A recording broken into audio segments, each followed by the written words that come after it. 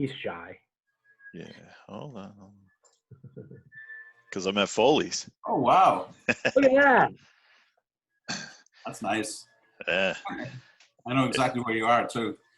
I would hope. Yeah, it See, feels nice. It feels nice. It does actually. That's kind of cool. Kevin McAlpin, pre and post radio host for the Atlanta Braves. But, we want to know how you came to do that. You're a Philly guy, right? Sure am. I know you're a big Flyers fan. So did you grow up as a big Phillies fan as well? I did. Yeah, I mean, I've got, a matter of fact, my Max in his room has an entire bookshelf dedicated to the Philly Fanatics. So we have not completely abandoned our Philly roots, even though my relatives would say that we have. Well, you got to remember, it's kind of un-American not to love. Everyone loves the Philly Fanatic. Mm-hmm. I mean, even if it's the best. I think it's one of the greatest stories. How he's one of the best mascots, and it's kind of funny how they stole him from the chicken in San Diego, but they were too cheap to pay for the rights. I don't know if you know that story, and then it cost them $500,000. So, Philly guy, Temple grad. How'd you end up in Atlanta? Well, I was covering the Phillies for 2 seasons in 2010 and 2011 for the ESPN radio affiliate in Philadelphia. At the time, our Phillies reporter was Meredith Marakovitz, who has now been covering the Yankees for, close to a decade now. She left on the road. Yeah, and Meredith's awesome, and I get a chance to see her a lot during spring training. She left to go to New York, and there was an opening there to cover the Phillies. And earlier, when I was at Temple, I was actually an intern. I was a part-timer with the Phillies, so I knew a lot of people down there. And when the opening popped up, I went to my program director's office and I said, "Hey, I'm begging you, let me cover the Phillies." And he said, "Well, we'll see. We can't really afford it. It's not in the budget, but I'll tell you what, do the first homestand and we'll see what happens." So I was doing live reports from Citizens Bank Park, checking in every 20 minutes all night, giving updates on the game. I guess I did a decent enough job where he said, "You can continue the rest of the season." This was 2010. And fortunately, it was one heck of a year. I got a chance to see Roy Halladay's playoff no-hitter and be a part of some really remarkable games down there. So I did that for 2 years.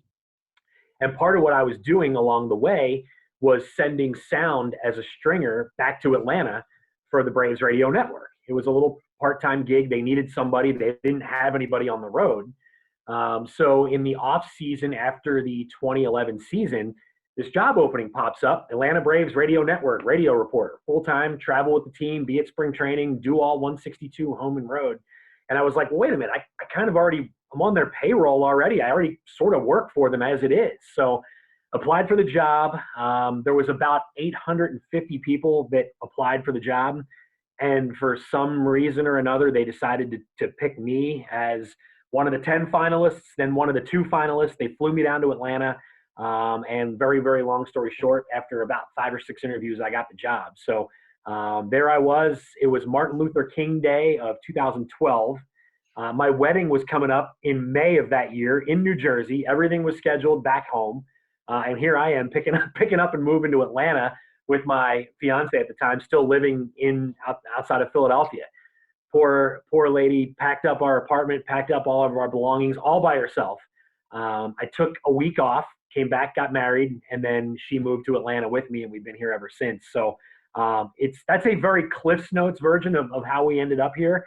I will say this: it was funny when we moved to Atlanta. We thought maybe 2 or 3 years and we'll get back to Philly, or we'll move on. We bought a house. We've had 2 kids. My son is the biggest Braves fan you'll ever meet. So Atlanta has really become home. We love it here. The people have embraced us since day one. So much to the chagrin of Mom, we are happy here in Atlanta, and we've made it home. So that's the very short version of how we've gotten here. But it's been an awesome journey, and I think my wife Melissa is really the MVP in this whole thing. I mean, all these summers where I'm traveling and she has a newborn and I'm in San Francisco living it up, or hanging out on the beach in San Diego, and she's taking care of the baby at home by herself. So she's really the MVP in in this whole situation for sure. Very much so. And so that's how you've ended up down there. Now, one thing I wanted to kind of let the folks that are watching know is you mentioned something there. You mentioned, okay, we're talking pre-COVID and all the rest of it. You said travel with the team. So, just to give somebody who doesn't know, because to me, it always amazes me, is what that means. So let's just say, the Braves just finished up, it's a Sunday afternoon game, and you're flying to the West Coast. So after you've done your post-game interviews and stuff like that, what happens? So I was on the buses. I was on the plane with the team. So basically, a good rule of thumb, Shaun, is about an hour after the game is when we would pull out. So if the game got over at 4 o'clock, we would be in the clubhouse, and I would see the bus time on the wall. It would say 5 o'clock. I would know that my butt better be on that bus by like quarter of 5, because they're not going to wait for me. I can promise you that.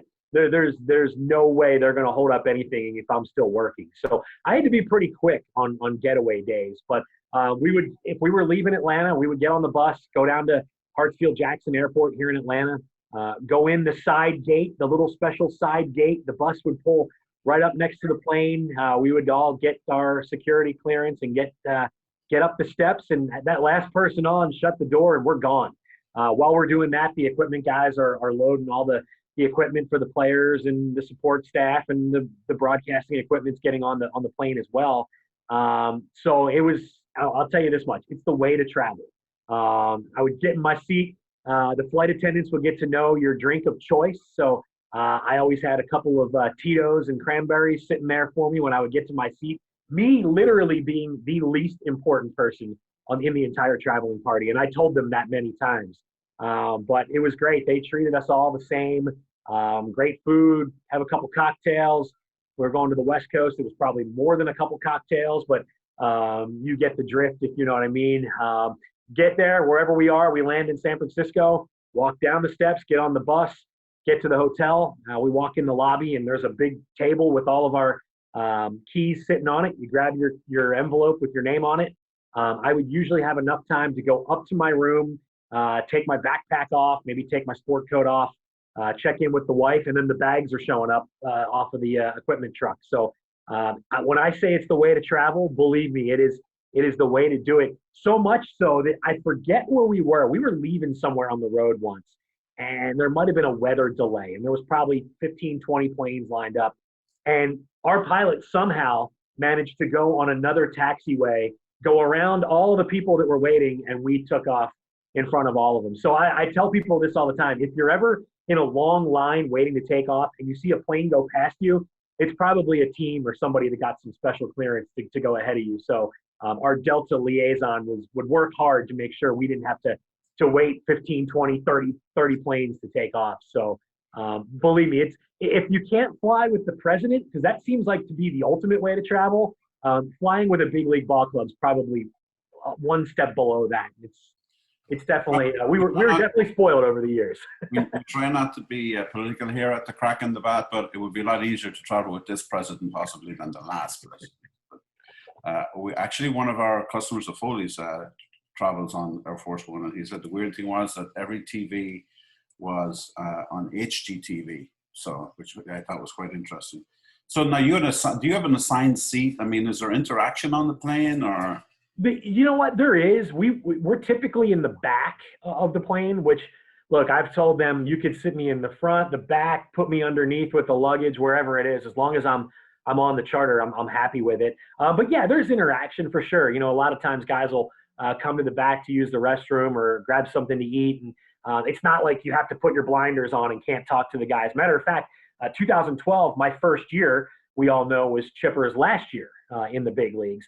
And we were in Tampa, and B.J. Upton smoked a line drive off his leg.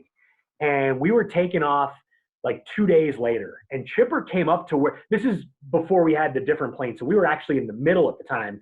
Players were in the back.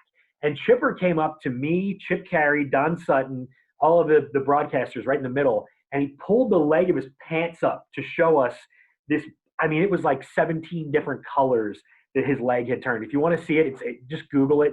It's on Twitter. You can find it. it's horrific looking. Is the bruise and how much colors it changed. So yeah, we talked to the guys. I try to leave them alone. I ask them enough questions as it is. So you're with the Braves. Obviously, you just mentioned the name there, Don Sutton, who sadly passed away recently. And obviously, we're not sure when this will air, but we're also just dealing with the passing of Henry Aaron. Two guys who, obviously you knew Don a lot better than you knew Mr. Aaron. But I mean, can you just put into words it's going to be a huge loss for the obviously for the Braves. Just if you can let what did Don Sutton and Henry Aaron mean to you?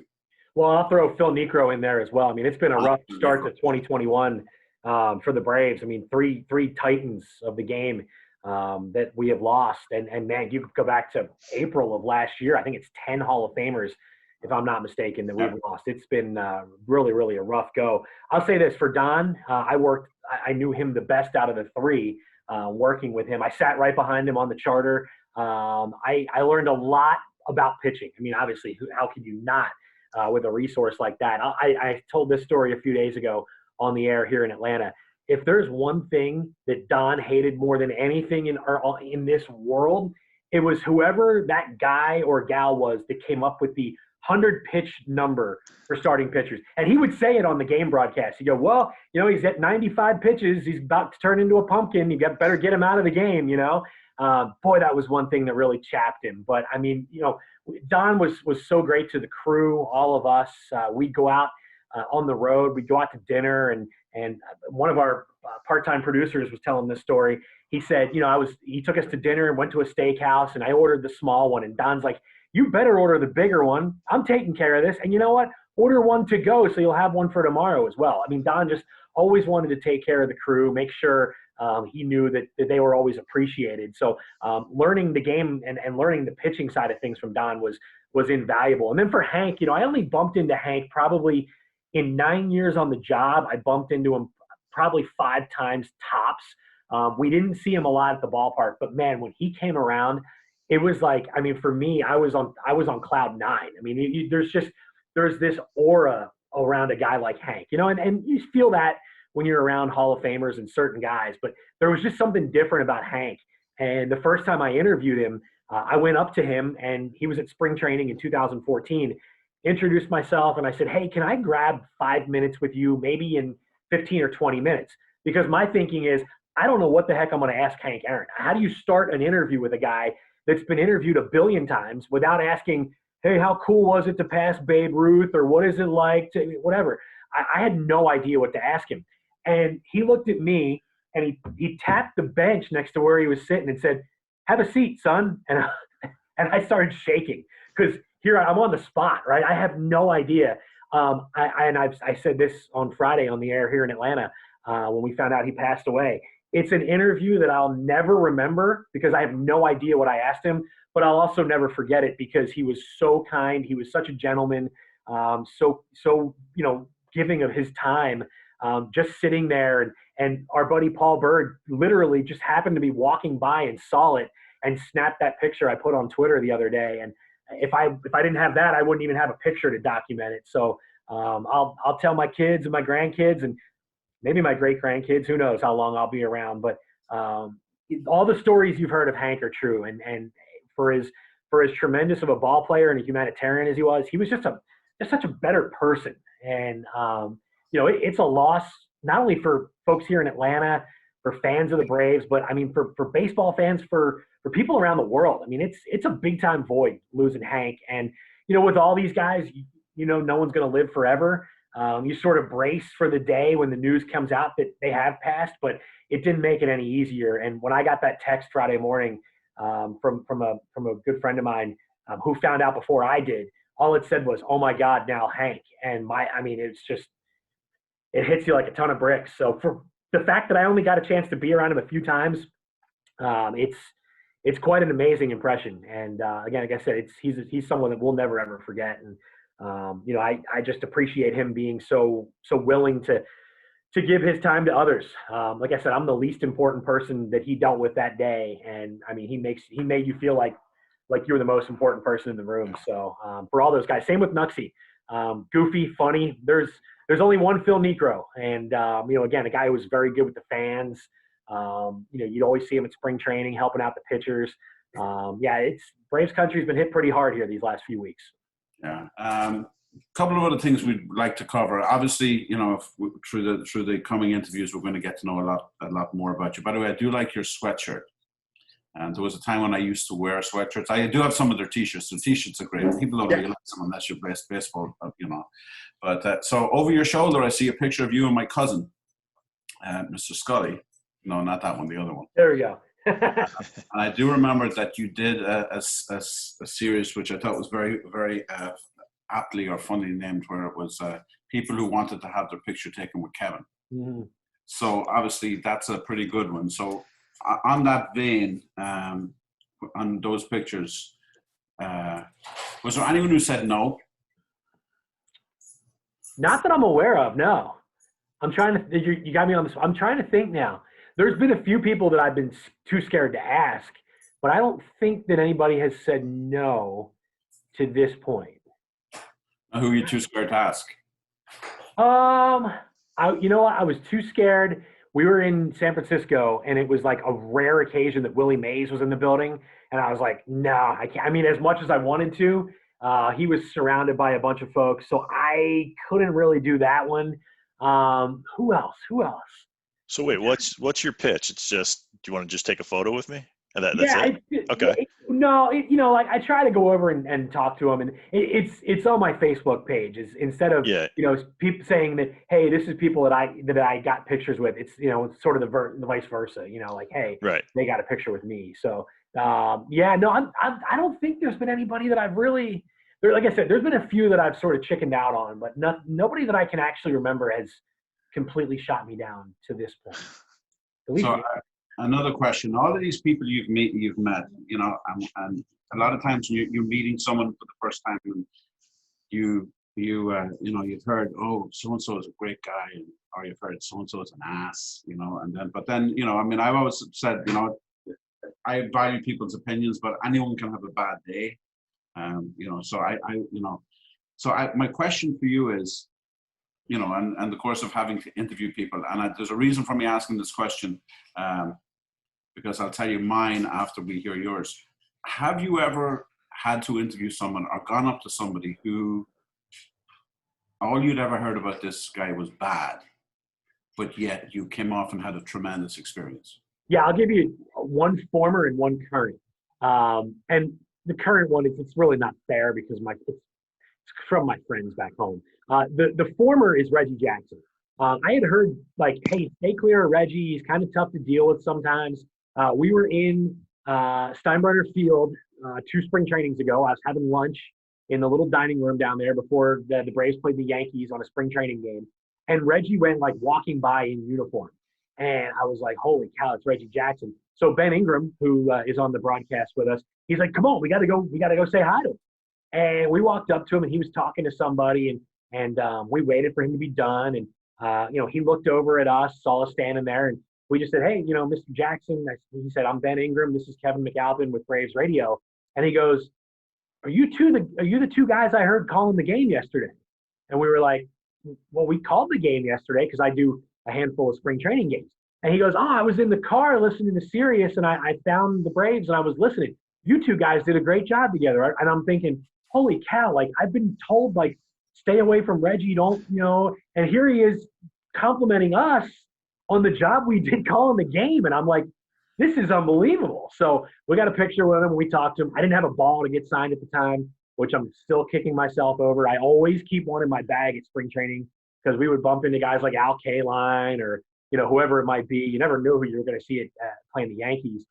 So I'm still bummed I didn't get a ball signed by Reggie, but fair or not, I was told from a couple of different folks he's tough to deal with, and he couldn't have been nicer. So I walked away from that one. I was thrilled.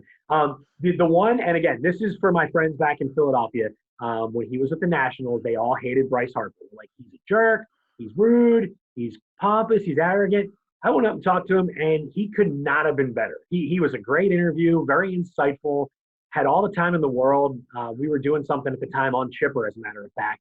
And when I told my friends back home, again, this is before he played for the Phillies, I'm like, he was great. He's awesome. What a nice kid. They're like, no, we don't want to hear that. We hate him. He's a jerk.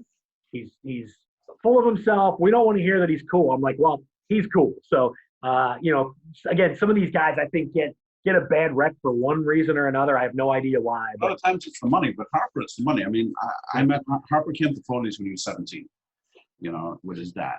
And, give him a beer? And he had just been on the cover of Sports Illustrated. Yeah.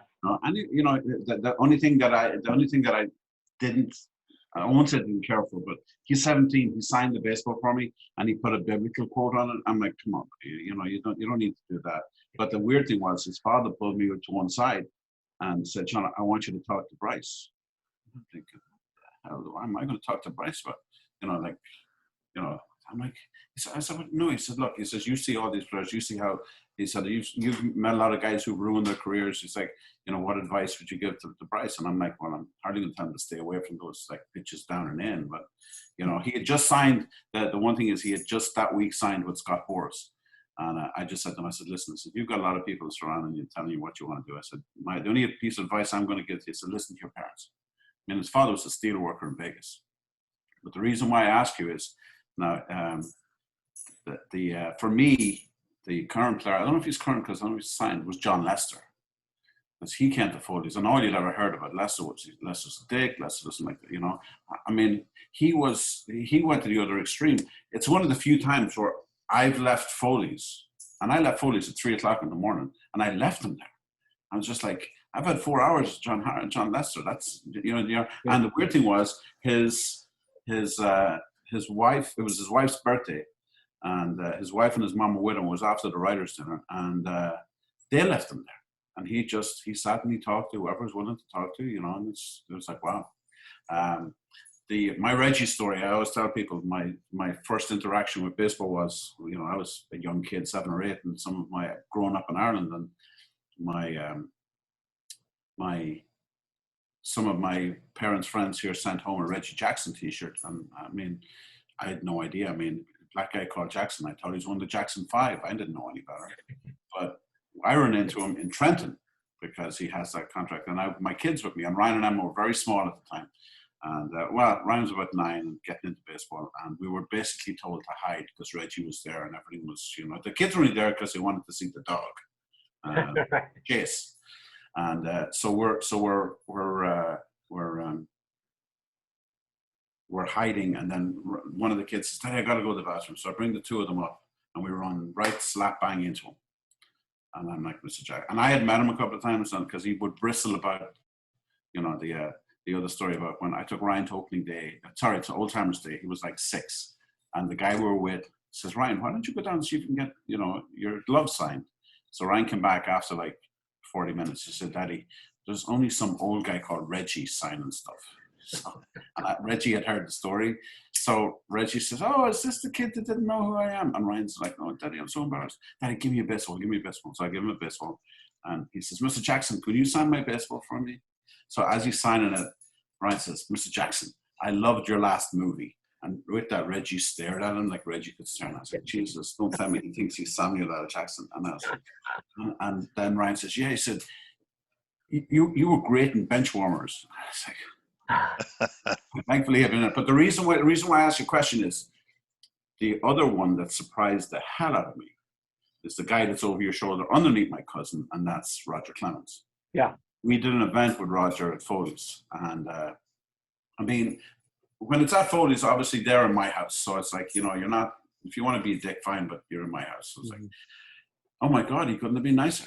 I mean, I have to say him, and I mean, to the point where he got my card, got my cell phone, called me and thanked me for everything we'd done, told me he loved the place, and actually sent me a box of stuff. This has been the Crack in the Bat with Kevin McAlpin and John Fitzgerald. It's been a lot of fun, a lot of stories. We look forward to doing this again with you, and hopefully we will bring some new guests in. And good luck for the season, and hopefully we catch up somewhere down the road. Look forward to it. Thanks, guys. Appreciate it. Thanks, Kevin.